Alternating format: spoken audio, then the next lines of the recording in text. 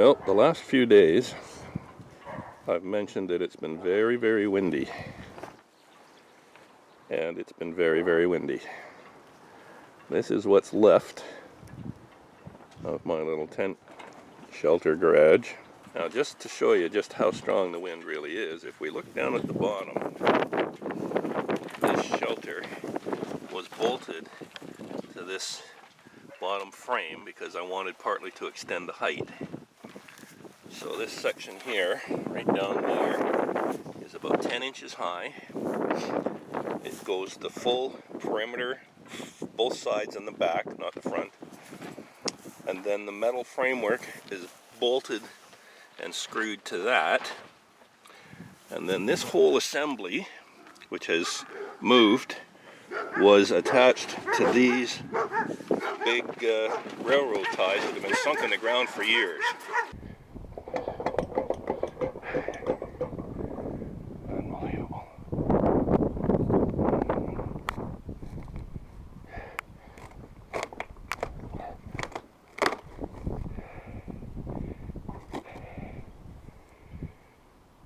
Look at these supports.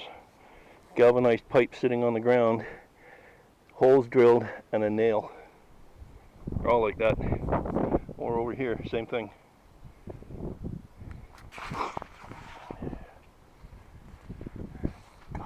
Gosh. And this just illustrates what it means to do the job right the first time. And if you're not sure, then find out what you need to do. This deck was here when we bought this house. Now we've been here approximately, well, going on 8 years. As you can see here, these boards are right tight together. Now when you're doing a deck, those boards should be an 1/8 or 1/4 of an inch apart to allow the water from the rain to drain off. But that didn't happen. Look at the result. The water gets trapped underneath. The beams rot. They're put together with a single bolt, so they're twisty. That's not a good thing. Look at this one here. It's not even attached. It's 1.5 inches too short, so it's just hanging there. How much support do you suppose you're going to get from that? All of this rot was caused by those boards just not being put together correctly. And look at the size of the timbers here.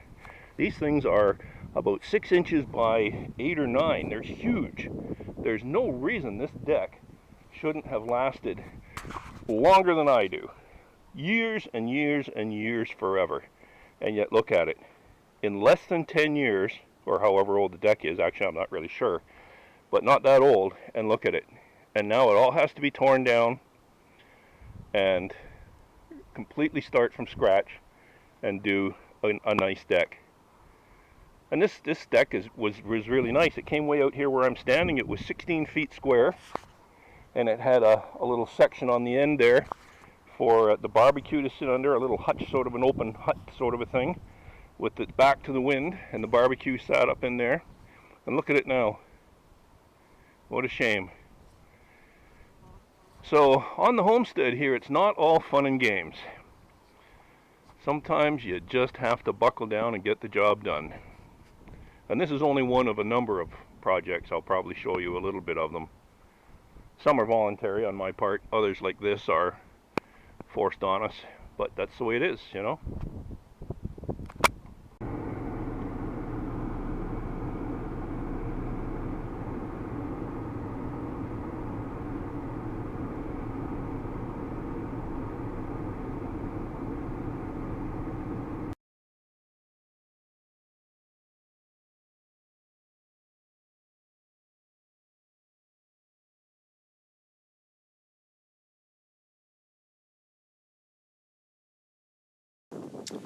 Well, I want to thank you for joining me today.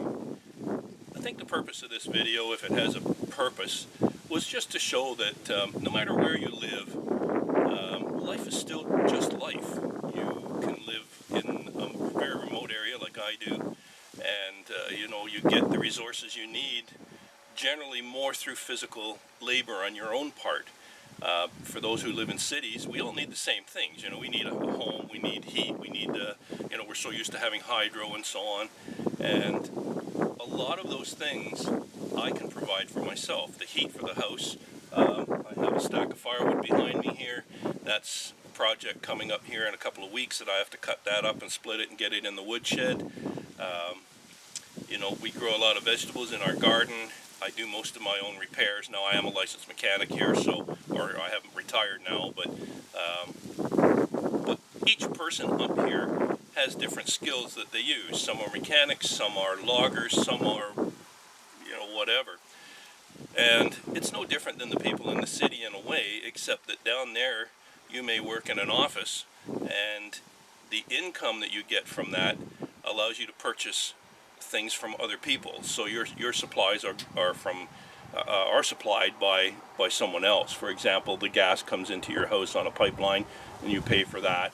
And the hydro, food, you know, virtually all of it comes out of a grocery store, and so on and so forth. So even though that this is Hunt Shack Wilderness Experience in the wilderness on a homestead type place isn't all fun and games. As I said in the beginning, it's not just going out fishing and hunting and you know, cruising up and down the bush in a four-wheeler and running up and down the rivers in boats and all that fun stuff. That's the gravy. That's great. That's probably a big part of why we live here.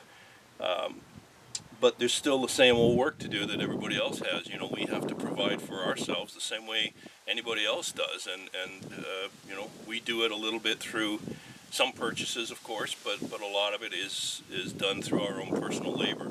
And I like that because it gives you a little bit more control. You know, out behind me about 150 yards here is the bush. There are no roads north of me other than maybe some old logging roads, most of which probably aren't even in use anymore. And they only go up about maybe 20-25 miles. After that, it's just bush, and there's no settlements, no villages and homes and residences or anything until you hit the ice pack at the top of the world. You know, it is quite remote here, and I have to drive 40 kilometers or 25-26 miles to the nearest town, nearest village, for anything, even just some gas for the vehicles, or a loaf of bread or some milk, anything that I want to. Well, we don't buy much bread, we make our own, but you get the point. So anyways, it's just a choice of life and a lifestyle, and this is the one that works the best for me by far, personally. And there's nothing wrong with cities, but I couldn't do it there. If you know anybody else who might be interested in some of these videos that I've produced, I would be really appreciated if you'd share it with them and let them know that this is going on. Certainly, if you haven't already subscribed, I'd appreciate it if you did. And everybody have a safe and happy week. We'll look forward to seeing you again next week. Everybody take care. We'll see you later.